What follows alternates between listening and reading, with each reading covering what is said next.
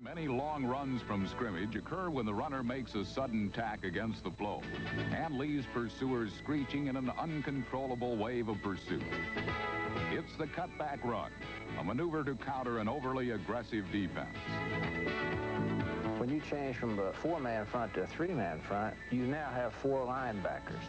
And therefore, anytime you start the outside, you'll very seldom ever sweep the outside like we used to do in the Lombardi days or the power sweeps against the four-man line, because you got so much pursuit.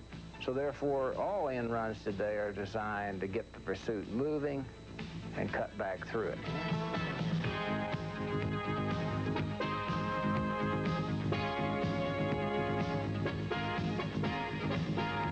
What you want to do on a toss is stretch that forcing unit. Keep it as wide as you can keep it.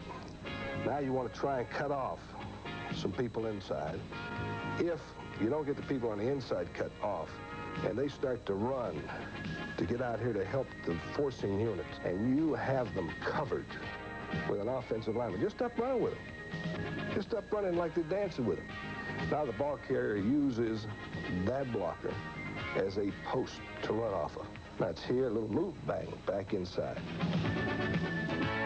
You get them stretched, that's why you get cut back here, or cut back here. And that's not new. O.J. Simpson going back always would cut back against the grain, roll back to the weak side, trying to beat the defense that's overreacting. When Jimmy Brown was playing for Cleveland, it was a play that he ran from his fullback position where he would start to the weak side and a lot of times roll back to the strong, again, trying to go against the pursuit of the defense. I don't think that's new. I think it's really a technique that the good runners can do against a fast pursuing defense. First down, Los Angeles. Pitch to Dickerson.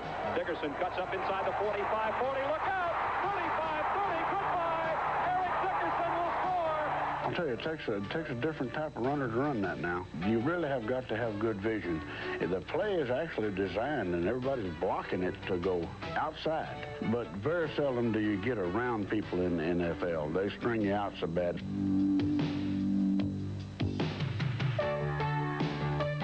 Usually when a guy starts off, they start off with the idea that they're going to go wide, but they know they're going to probably have to cut back. And if you've got good enough vision, you can see that hole.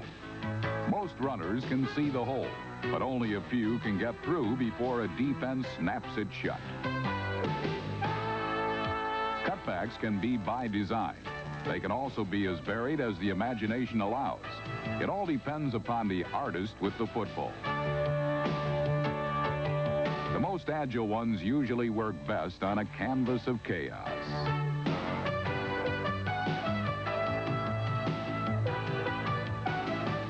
However, no one has created more masterpieces than Marcus Allen, number 32. The Los Angeles Raiders use plays that are designed to get a defense moving one way, so Allen can then go along the line of scrimmage like a thief trying doors in a row of houses. When he finds one open, he's through it.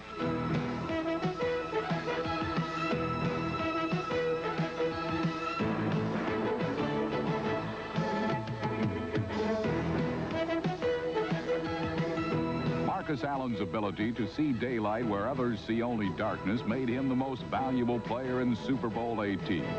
And his 74-yard touchdown was a classic cutback. Plunkett giving to Allen, sending him wide left. He has to reverse his field, but he gets away for a moment. Cut back over the middle. Comes back up the middle of 30, 25, 40. Breaks past 2 men at the 50. Down to the 40. Picking up a blocker. Touchdown Raiders! It seemed like it was all planned. It seemed to just work out in a way that was written down in the book or in the script. What was surprising is that instead of following the ball, I think they tried to cut me off at a point and just totally lost track of me. I went left and I put on the brakes, made a U-turn and cut back up the middle, and I was off to the races. A marvelous piece of zigzag dancing. And I guess it was gratifying too that that was my longest touchdown in my professional career, and the magnitude of the game was great. A lot of people said I couldn't go the distance, and it was, it felt good that I ran it all the way in, but I guess that's the play that I most remember. The cutback, Part playbook, part Houdini.